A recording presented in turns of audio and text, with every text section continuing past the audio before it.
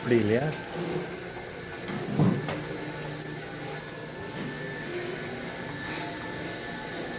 வாழ்த்துவதில் பெயர்கள் அனைவருக்கும் வணக்கம்.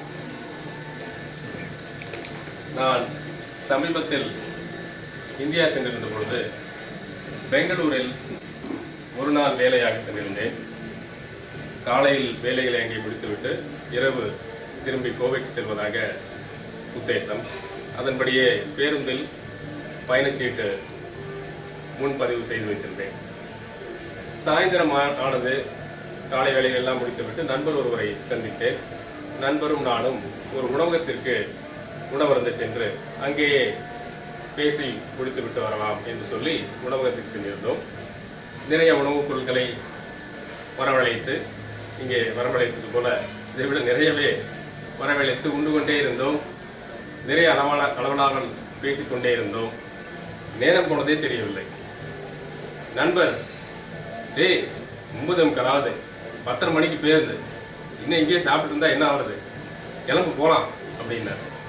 ஓ ஆமாம்ல, நேரம் ஆச்சு என்று சொல்லி அவசர அவசரமாக சாப்பிடுவதை முடித்துவிட்டு உடனடியாக கிளம்பி பேருந்து நிறுத்தத்திற்கு வந்து சேர்ந்தோம்.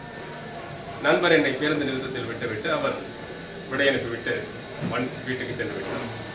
நான் என்னுடைய பெட்டியையும் பையையும் எடுத்துக்கொண்டு, அது ஒரு தனியார் பேருந்து நிறுவனம், ஒரு சிறு அறைதான் அவர்களுடைய அலுவலரை. சாலையின் ஒரு புறத்தில் அலுவலரை இருக்கும், சாலை மீது பேருந்து வந்து நிற்கும், அங்கே ஏறி நாம் செல்வது வழக்கம். அது ஒரு பிரபல தனியார் நிறுவனம். சரி என்று நானும் உள்ளே அவர்கள் அலுவலரை உள்ளே சென்று அவர்களிடம் கேட்டேன், ஏங்க கோவைக்கு போற பஸ் போயிடுச்சுங்களா? இல்லை, இன்னும் போன நேரம் இருக்கு, ஒளிப்பெருக்கில் அறிவிப்பாங்க, அப்போ நீங்க கேட்டுக்கிட்டு வண்டியில போய் ஏறிக்கீங்க என்று சொன்னார். ஓ அப்படிங்களா, ரொம்ப நல்லதுங்க என்று சொல்லிவிட்டு சொல்லிக் கொண்டிருக்கும் பொழுது நிறைய சாப்பிட்டு இருந்தேன். வயிற்றில் சிறு அழுத்தம்,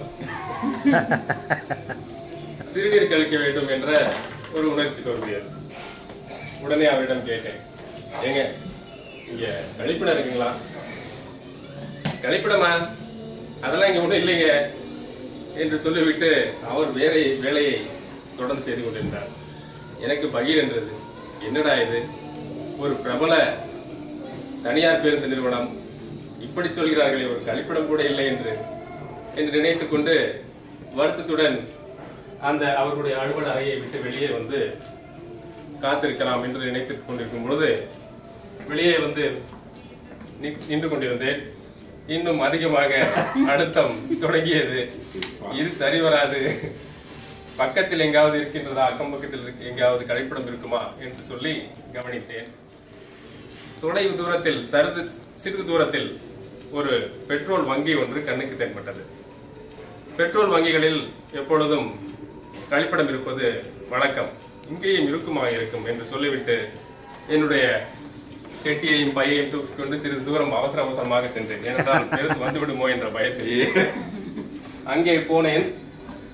அதிர்ஷ்டவசமாக ஒரு அறை கண்ணுக்கு தென்பட்டது.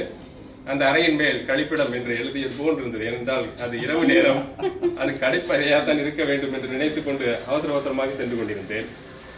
செல்லும் பொழுது அங்கு இருந்த பணியாளர் ஒருவர், ஏங்க நில்லுங்க, எங்க போயிட்டு இருக்கீங்க என்று கேட்டார். இல்லைங்க, இந்த கழிப்பறை போயிட்டு, அது பொது கழிப்பறை கிடையாதுங்க, நீங்க பக்கத்துல எங்கேயாவது பாருங்க என்று சொல்லிவிட்டார்.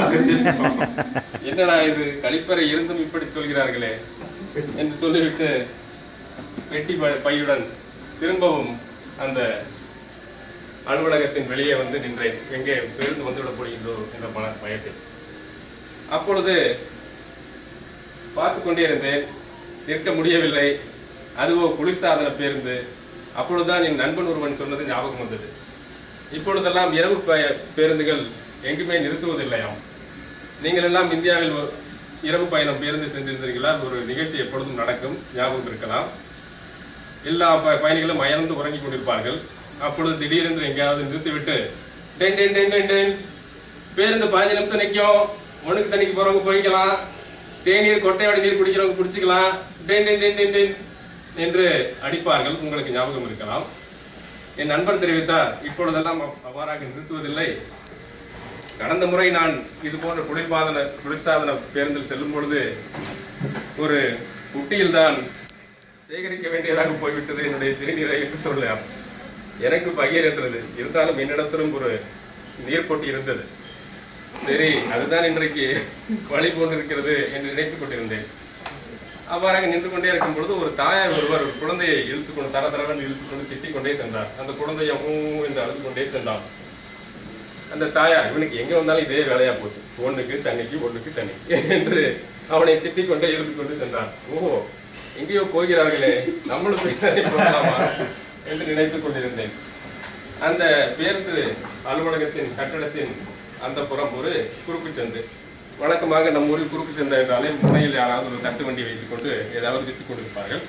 அதுபோன்று ஒரு தட்டு வண்டி, அதன் பக்கத்தில் ஒரு மின் மாற்றி, உயர் அழுத்தத்திலிருந்து தாழ் அழுத்தத்திற்கு மின்சாரத்தை மாற்றி தரும் மின் மாற்றி, அதன் பக்கத்தில் ஒரு குப்பை தொட்டியை சூழ்ந்து வழக்கம் போல் குப்பை கிடந்தது. இருளாகவும் இருந்தது. குழந்தையை அந்த தாயார் இழுத்துக்கொண்டு அங்கே சென்று நிறுத்தி அவனுடைய அரைக்கால் சட்டையை கலட்டி விட்டார். குழந்தையும் நிம்மதியாக என்று சிறுநீர் கழித்துவிட்டு நிம்மதியாக வந்து கொண்டிருந்தான். அவனை பார்த்த நான், ஓ, நாமும் குழந்தையாக இருந்திருந்தால் பரவாயில்லையே என்று நினைத்துக் கொண்டிருந்தேன். அப்பொழுது திடீரென்று பார்த்து கொண்டே இருக்கும் பொழுது நிறைய பெரியவர்களும் அதே போன்று செய்தார்கள். ஓ, பரவாயில்லையே, அதுதான் இந்த இடத்துல கழிப்படம் போல இருக்கு என்று நினைத்துக் கொண்டிருந்தேன். என்னமோ நம்மளும் அங்கதான் பண்ணணும் போல இருக்கு, அமெரிக்காவிலிருந்து வந்திருக்கோம், அச்சா ஊச்சு வாங்குறோம், நம்ம செய்யற வேலை இதுவா இருக்கிறது என்று நினைத்து வருத்தப்பட்டுக் கொண்டிருந்தேன். அப்பொழுது திடீரென்று மின்சார தடை ஏற்பட்டது. இதுதான் தருணம் என்று சொல்லி பெட்டியையும் பையையும் அங்கேயே வைத்து விட்டு அவசரமாக நானும் சென்றேன். அந்த இடத்தில் ஒதுங்கினேன், வேலையை முடித்தேன். திரும்பி வந்து பேருந்துக்காக காத்துக் கொண்டிருந்தேன். பேருந்து வந்து சேர்ந்தது. இந்த கதையை கேட்ட நீங்கள் பயந்து விட வேண்டாம். இந்தியா நிலை இன்னும் மாறவில்லை என்று இனிமே இந்தியாவிற்கு செல்லாமல் இருந்து விட வேண்டாம். ஏனென்றால் இந்தியாவில் இப்பொழுது சில தனியார் தொண்டு நிறுவனங்கள் இது போன்ற பொது வசதிகள் உயர வேண்டும் என்பதற்காக பல முயற்சிகளை எடுத்து வருகிறார்கள்.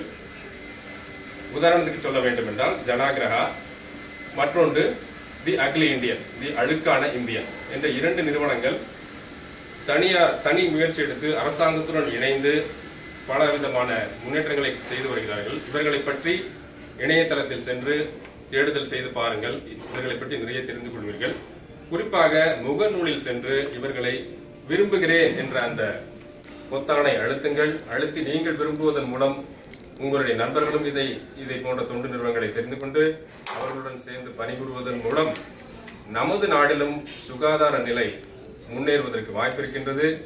அடுத்த முறை நீங்கள் இந்தியா செல்லும் பொழுது என்னை போல் அவதிப்படுவதை தவிர்ப்பதற்கான வாய்ப்பும் இருக்கின்றது. நன்றி, வணக்கம்.